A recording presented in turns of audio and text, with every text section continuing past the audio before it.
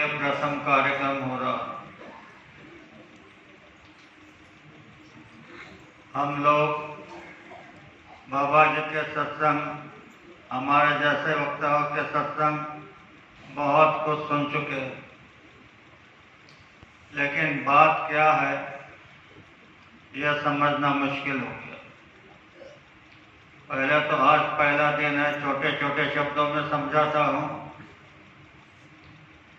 गुरु महाराज कहते हैं कि परिवर्तन होने जा रहा है।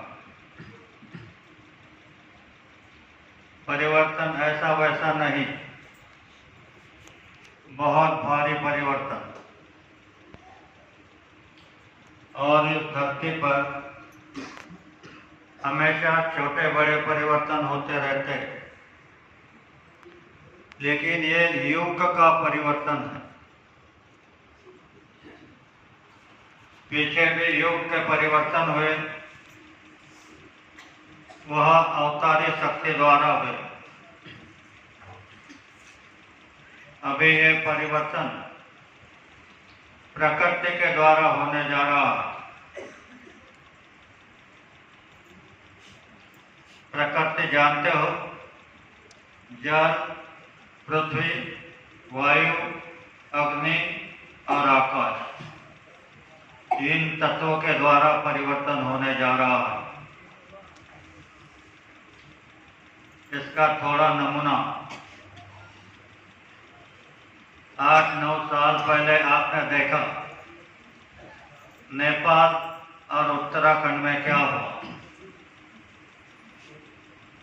अतिवृष्टि हुई, कई लोग बह गए। उनमें बड़ी बड़ी दाढ़ी वाले, बड़ी बड़ी जटा वाले और नीले पीले वस्त्र वाले भी बहकर चले। तो काल आपको भ्रम में डालता है।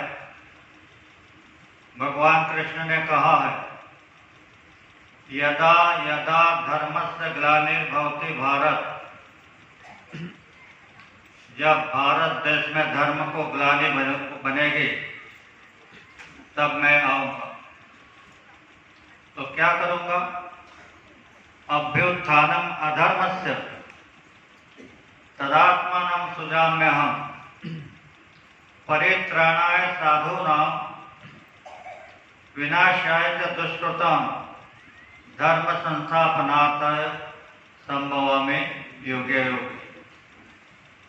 यहाँ पर उन्होंने ऐसा वचन बोला है कि पहले मैं अधर्म का उत्थान करूंगा, मैं जब आऊंगा तो अधर्म का उत्थान करूंगा,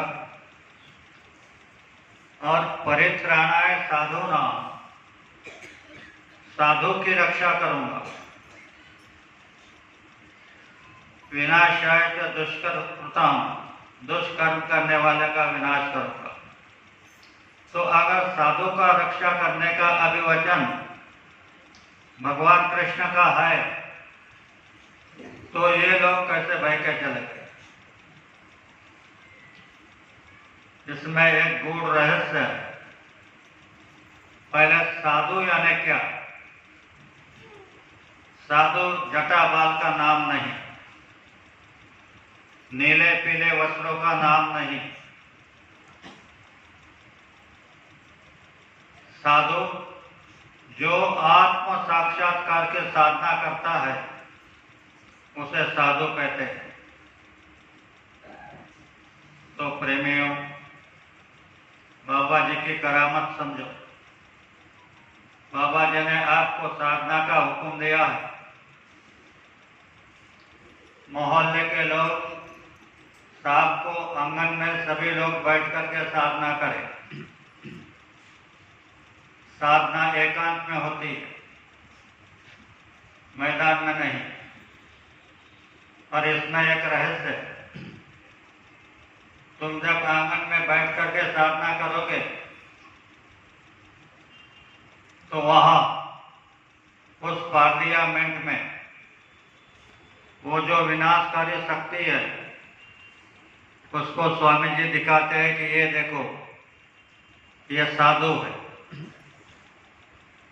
ये आत्म साक्षात्कार की साधना कर रहे हैं। आत्म साक्षात्कार हुआ नहीं बल्कि साधना कर रहे हैं। तो ये साधु, और तुम्हारा अभिवचन है परित्राणाय साधूनां। तो विनाश की जिम्मेदारी भी तुम्हारी और रक्षा की जिम्मेदारी भी तुम्हारी। तो विनाशकारी शक्ति दुविधा में आ गई कि अब क्या करें।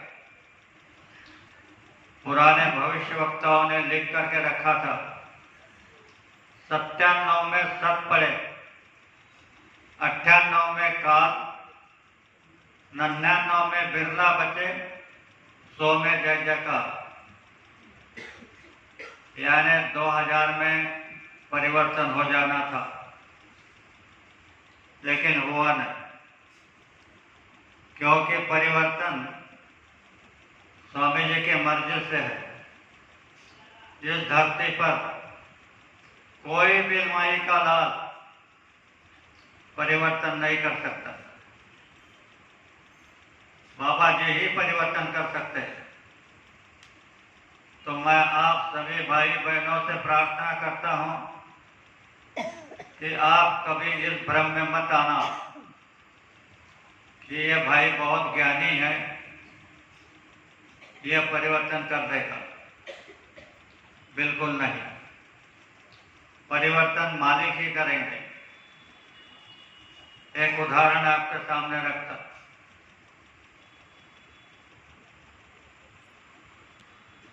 हिरण्यकश्यप करके एक राक्षस था। उसने ब्रह्मा को प्रसन्न करके वरदान मांगा कि मैं अमर रहूं। ब्रह्मा जी ने कहा, इस धरती पर आज तक कोई अमर नहीं रहा, यहाँ जो आया उसको जाना पड़ता है। चाहे आयु मांग लो। तो उसने बड़ी चालाकी से मांगा कि मेरा मृत्यु ना मानव करे, ना देवता करे, ना पशु करे, इनसे मेरा मृत्यु ना हो। घर में मेरा मृत्यु ना हो, आंगन में मेरा मृत्यु ना हो,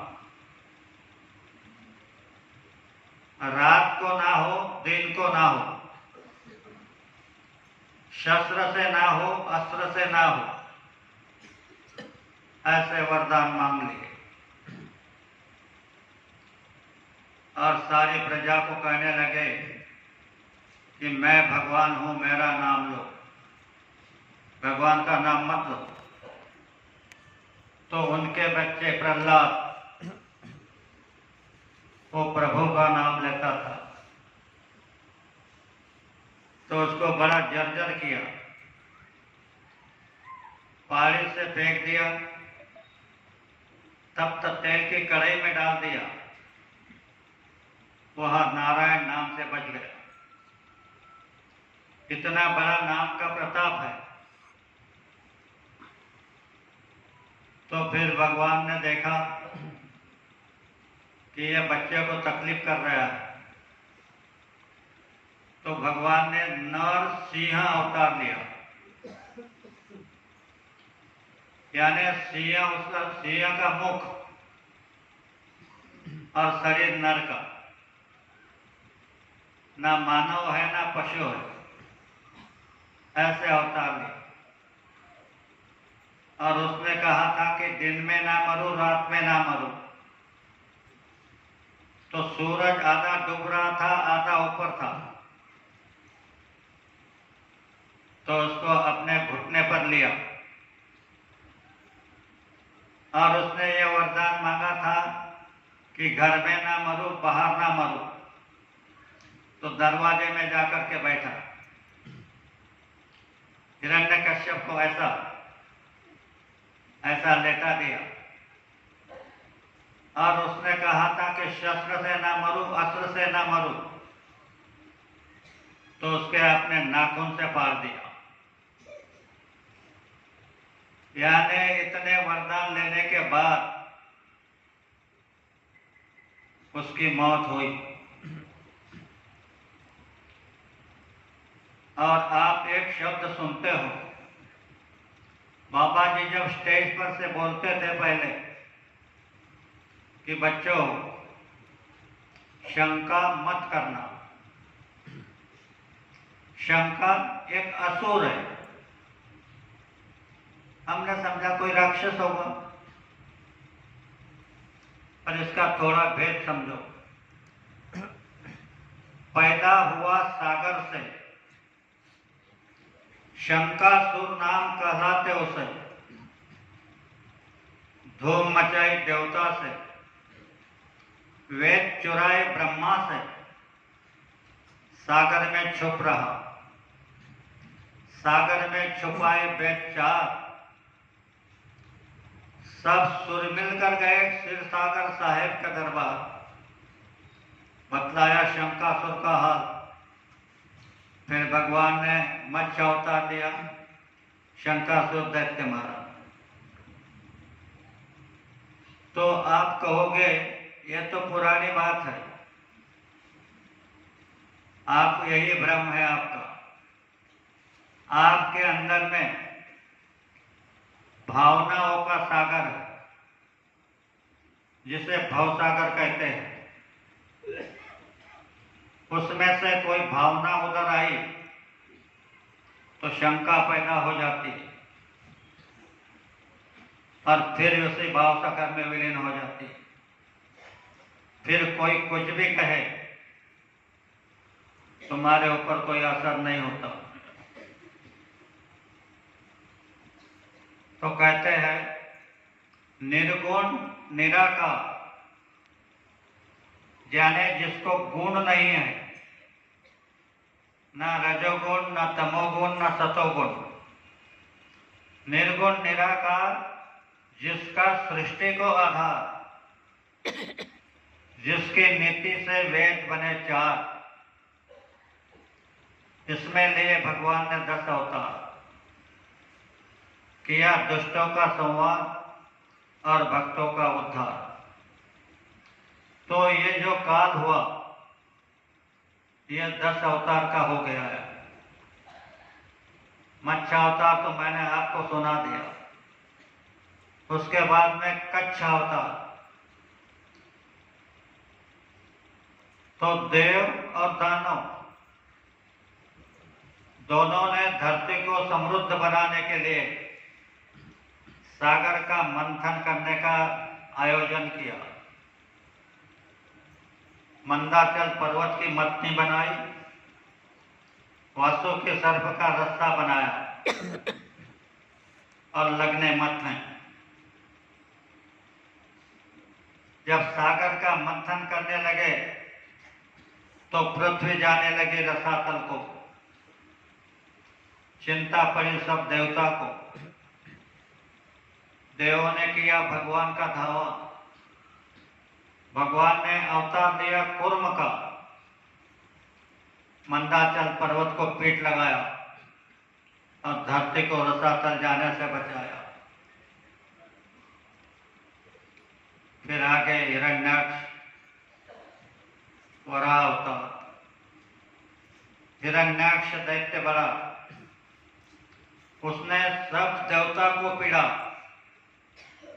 इंद्र ने अपना आसन छोड़ा, भाग पड़ा जंगल में।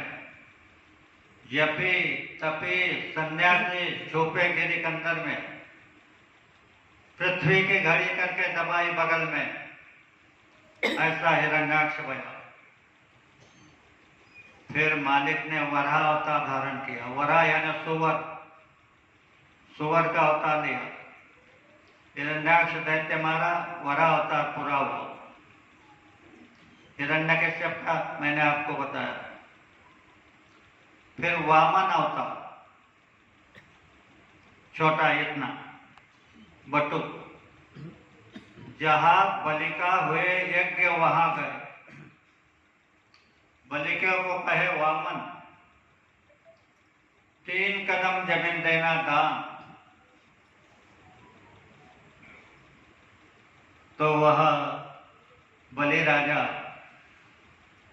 दान देने के लिए झाड़ी में पानी लिया और दान देने के लिए हाथ में दान देने लगा, तो उनके गुरु शुक्राचार्य उस झाड़ी के जो पानी गिरने की टोटी थी वहां पर जाकर के बैठ गए। कह रहे थे कि इनको दान मत दो, ये विष्णु है, ये छलिया है, ये तुमको छल लेगा। बलि राजा ने कहा, गुरुवर, अगर भगवान मेरे द्वार भिक्षा मांगने आ गया तो इससे बढ़कर सौभाग्य क्या होता है।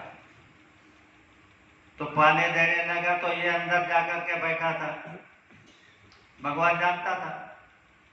तो भगवान ने एक काड़ी ली बारीक और उस टोटी में डाला,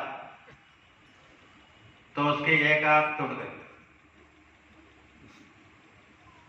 आप काक को देखते होंगे, उसको एक ही आंख है, एक आंख टूट गई। फिर 3 कदम जमीन देना था, 2 कदम में त्रिभुवन समझ लिया। फिर तीसरा कदम उठाया, कदम सिर पर दिया, कदम के जोर से बलि पाताल गया। यह वामन अवतार की कहानी। परशुराम अवतार लिया जमदग्नि के घर। पिता के कारण सिर उड़ाया रेणुका माते का, वध किया सहस्र अर्जुन का, 21 बार पृथ्वी निक्षत्रिय किया। फिर परशुराम बद्रिकाश्रम को गया। परशुराम अवतार पूरा हुआ, वहां की नौकरी छोड़ चले आए। बाद में राम अवतार लिया दशरथ के घर। सीता के कारण रावण को मारा, विभीषण को लंका दी, सीता को लेकर अयोध्या में आया। फिर राम ने अश्वमेध यज्ञ बनाया, पुत्र लवकुश के साथ युद्ध किया, पुत्र की स्थापना अयोध्या में किया। फिर राम अवतार पूरा हुआ, वहां की नौकरी छोड़ चले आए।